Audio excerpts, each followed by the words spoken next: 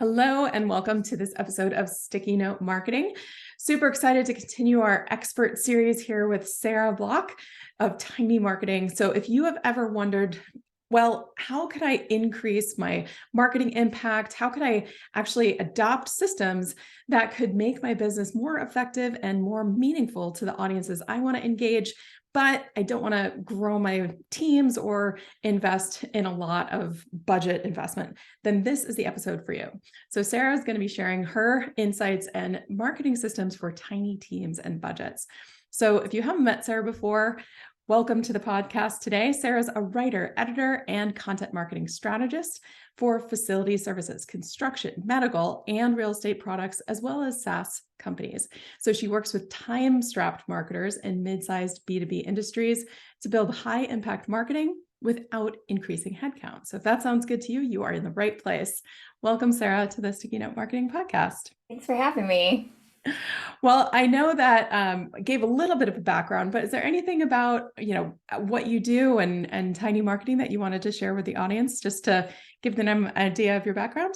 Yeah, a little primer to the origin story of me.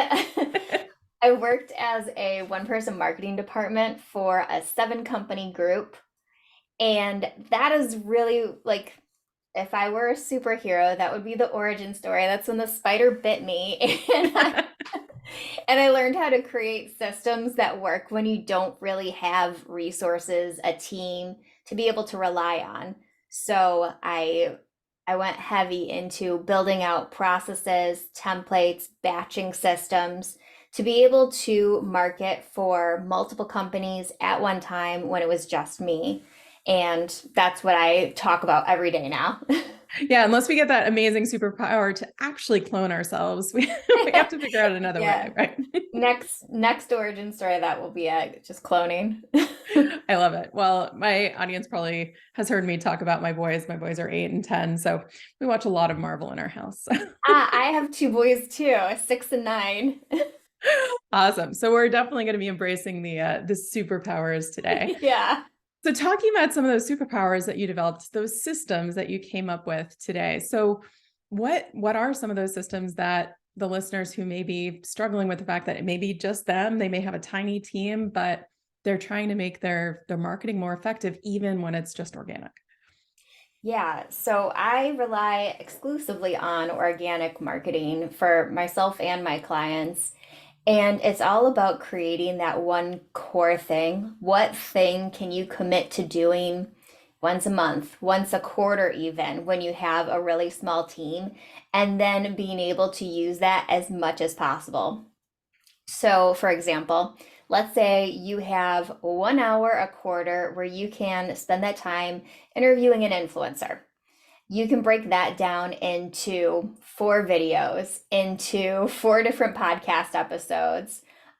You can take all of those topics that you talked about and create a long, like, pillar page on your website, and then reach out to publications and do guest posts with different sections of that pillar page, and creating social media from every single one of those things, and emails from every single one of those things.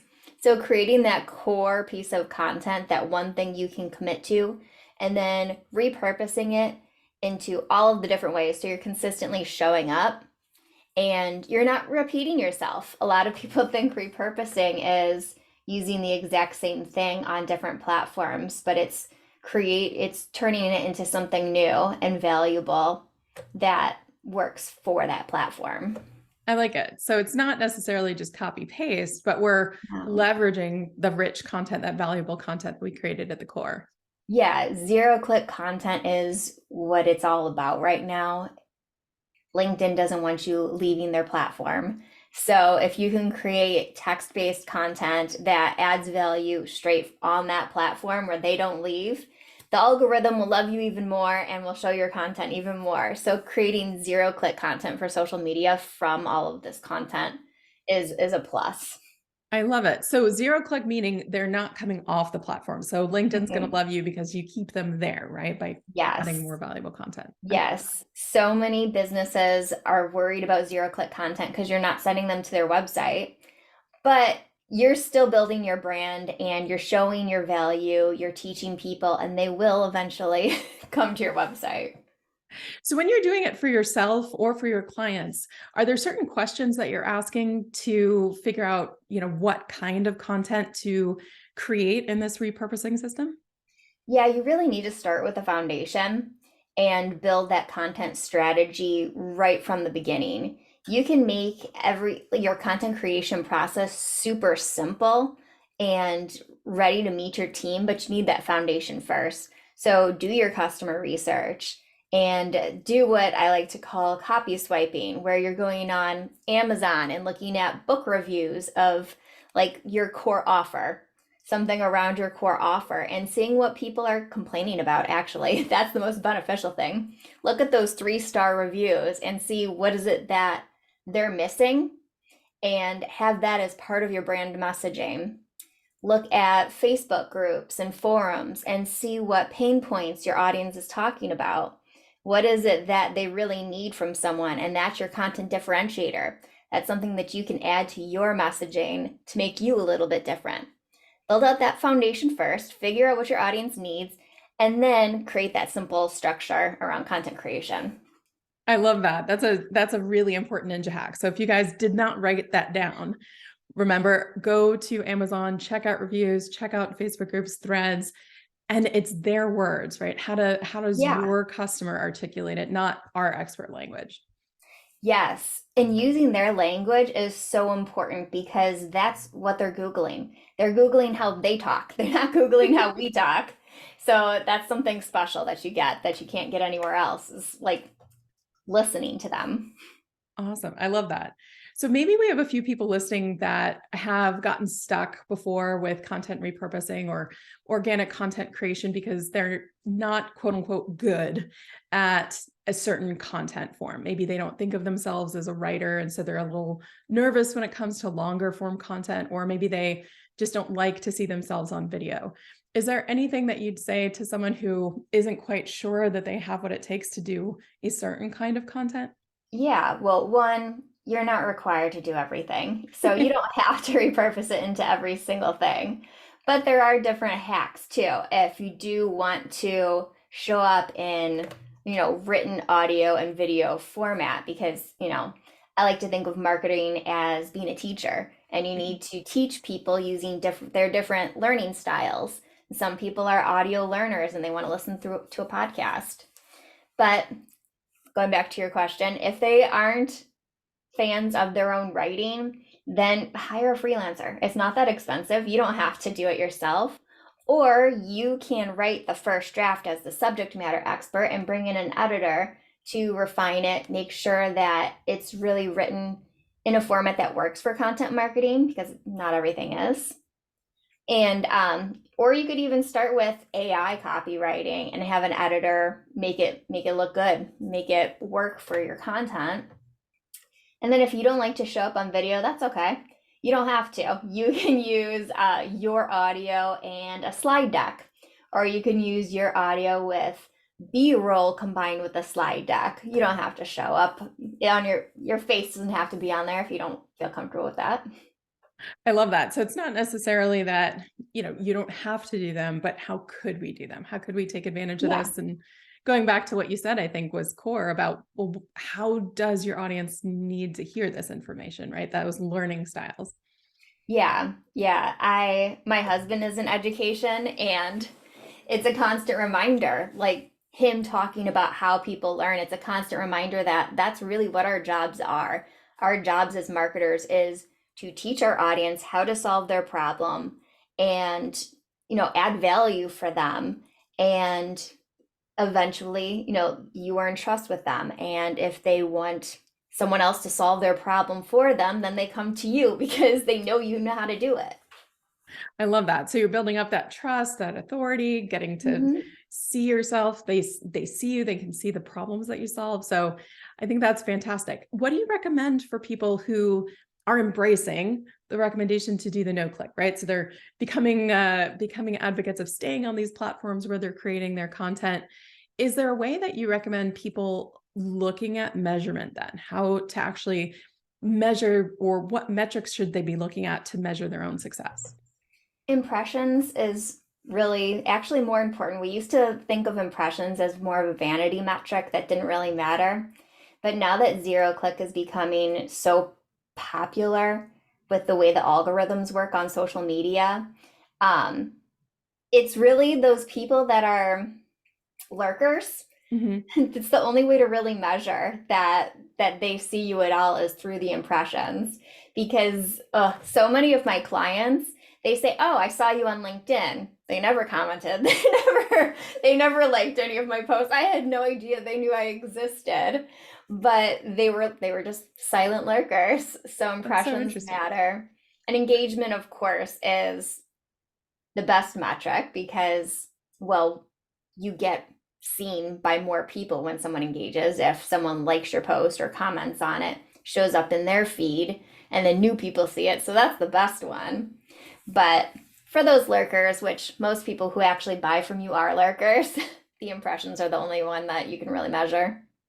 Got it. No, that makes a lot of sense. Are there any other systems that you recommend if there are folks listening who are, teams of one or tiny teams to consider for themselves and their business? Yeah.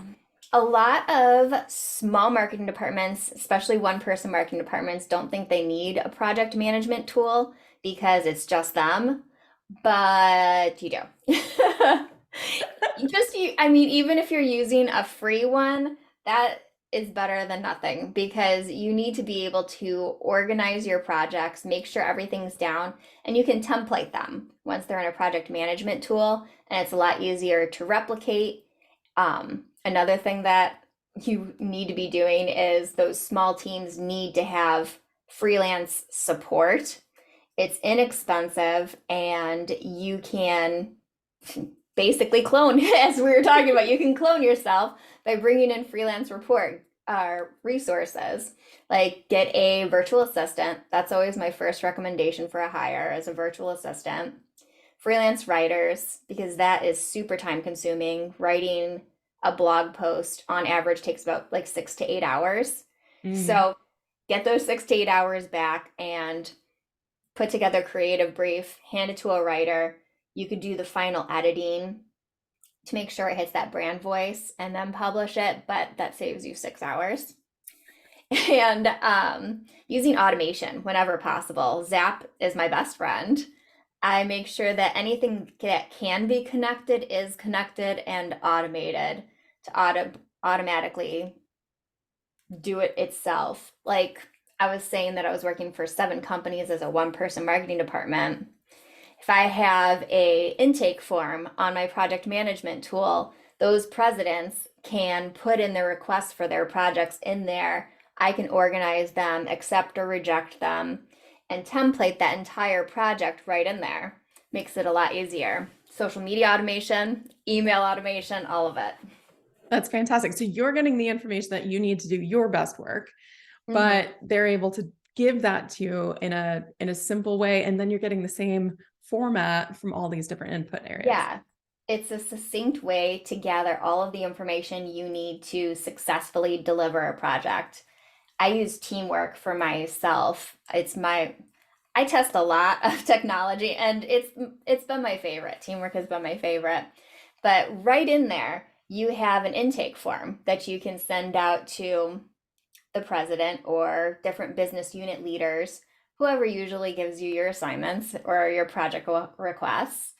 And you can ask them to fill out the brief that's attached to it. You can ask them for any assets, photos that you need, and they can upload it straight to that form. Then it makes it a lot easier to, assign it to freelancers, take your projects, put on deadlines, and communicate. 'Cause all communication happens in one place. I love that. Okay, so a couple things we want to remember. Hopefully everyone's writing this on their sticky notes. We've got automations for sure, making sure we've got those templates for any input we're taking in, as well Hmm. as then input we're providing to any kind of freelancers, and freelancers themselves being a huge benefit if it's just you or you've got a tiny team. Yeah, And then you also mentioned the fact that even if it's just us or it's just a couple people, having that project management for you is definitely seen as one of those yeah. must-haves. Yeah, and I also create templates for pretty much everything that I put together. So I have creative brief templates, email welcome sequence templates, sales sequence, everything that I have to do multiple times. I have that templated so it's easy for me to complete as fast as possible. I love that. No reinventing the wheel. No, what's the point? Once I find something that works, I stick to it. Nice. Let it be easy. Let it be easy. Yeah. No, that's fantastic. So what are some of the things that you hear from people when they're deciding to work with you? Those kind of common problems that are top of mind for people that are indicators that they're ready for what you offer your clients? Yeah, a lot of the people that I work with don't have any marketing department at all. And they are pretty big. They're like in the 30 million range, and they still don't have a marketing department yet. So, someone who is in charge of it might be the product manager or the sales manager, and they're not the experts. So, they need someone to help them figure out that strategy. Mhm. Another problem that I see a lot is the project management aspect. There's so much to do, and they aren't sure how to develop a process around it, what resources they need, what team they need to pull together. That's another problem I see a lot, or what to focus on, what marketing really works, especially like specifically for their industry. Mhm. So having that foundation set with real research and real information. Well, there's a freedom to that, right? I mean, there are so many business owners that got into what they do, or even business leaders that they're just, like you were saying, the product owner, the product manager, they got into it because they have a zone of expertise, and that zone just may not be Yeah. marketing, and that's totally fine. I don't know your experience in this, but I have seen time and time again, it's always marketing that gets handed off to someone who's not a marketer. It's like we need somebody to handle our social media, and you've got a free 5 hours a week, so you're doing it, and it's not someone who has that marketing expertise, so they need to figure it out. Yeah, and I mean, I've seen plenty of people get gritty and resilient and, do their very best with Google, but there's only so much that we can learn, right? And one of the things that I heard you say is it is something that we have to know what's working now, because it is changing. It does change rapidly. Yeah, and I think that it's totally possible to make it work if just like the only person available to do marketing is the receptionist, for example. I think you can still make that work if you have a consultant that you're working with who can guide them and show them how to like the strategy that makes sense and help them build those processes. Otherwise, that's a lot of spaghetti at the wall. Right. No, totally. And like you said, once you have that strategy, you can build everything based on the core, right? So you have one core pillar content that you're then leveraging in these multiple areas. So Yeah, exactly. Once you have that foundation, you can create systems to make it work, to make it run correctly. I love that. Now, is there any way that people can follow up with you if something we said today sparked a question, or uh, I'm sure we answered some questions, but maybe there are more that are coming out. What's the best place for people to find you? I hang out on LinkedIn. If it's social media you're looking for me, that's where I'm hanging out. It's Sarah Noel Block, my full name. That's also my website is Sarah Noel Block, and you can also find me on my podcast, Tiny Marketing, which Yeah, is if you guys haven't checked out Tiny Marketing, highly recommend it. Sarah also brings in a lot of different experts and shares her insight over there. So check out Tiny Marketing podcast as well. thank you. Absolutely. Well, any parting thoughts for our team today if they're still curious about how they can improve their marketing systems, even with tiny teams and budgets? Yeah, I would say focus in on that core thing. What's the one thing you can commit to doing and plan according to that. All you really need is that one core thing. I love it. The core thing. And then if you can, the automation and consistency. So I love Yeah, that comes next. that. Fantastic. Thank you so much, Sarah, for joining us today and sharing your knowledge and expertise with our audience. Thanks for having me. Absolutely. Now, if you guys are listening to this, definitely make sure to check out the links that are going to be coming with this episode. Follow up with Sarah over at Tiny Marketing Podcast or over connecting with her on LinkedIn or on her website. We'll make sure to include all those links. And we'll see you on the next episode of Sticky Note Marketing Podcast. Cheers.